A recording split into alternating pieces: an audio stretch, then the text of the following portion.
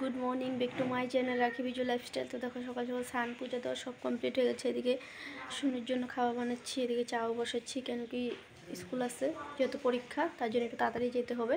তো এদিকে সব আমার কাজকর্ম শেষ হয়ে গেছে। তো আবার তোমাদের সাথে চাটা খেয়ে নিই, পরে দেখা করছি।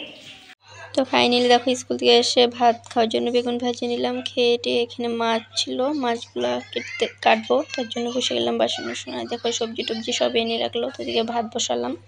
তো এক পাশে মাছও ভাজছি, যেহেতু অনেকটাই লেট হয়ে গেছে। তো মাছ ভেজে এটা সবজিতে বানাবো। আর এদিকে যে মাছটা দেখছো, এটা অল্প সর্ষা বাটা করে বানাবো, যেহেতু অনেকদিন ধরে সর্ষা বাটা করে মাছ খাইনি। আর যেহেতু ওর বাবাও পছন্দ করে, তার জন্য সর্ষা বাটা করে বানাবো। তো ফাইনালি দেখো আমার মাছ ভাজা কমপ্লিট হয়ে গেছে। এদিকে একটা সবজি বসাচ্ছি হবে, আর এদিকেও দেখো সবজি বসানোর জন্য রেডি। তো এই দেখো এটা আমি সর্ষা দিয়ে বানাচ্ছি, যেহেতু এটা চাপিলা মাছ ছিল, ভালো লাগবে সর্ষা দিয়ে খালে, তার জন্য এটা বসাচ্ছি। আর এদিকে এই মাছগুলো এটাতে বানাবো।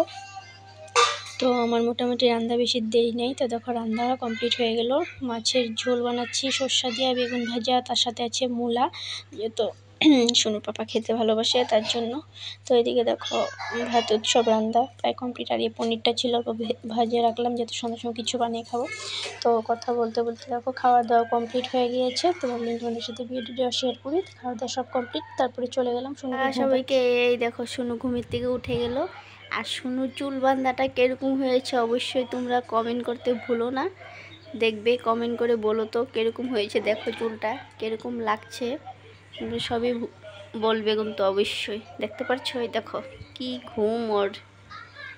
তো খাওয়া দাওয়া শেষ করে চলে আসলাম, রাত্রে খাওয়া দাওয়া কমপ্লিট। তো তোমাদের খাওয়া দাওয়া হয়ে গেলো, আমার খাওয়া দাওয়া কমপ্লিট। আর সবাইকে বলি শুভরাত্রি। ভিডিওটা যদি ভালো লাগে লাইক সাবস্ক্রাইব কমেন্ট করো।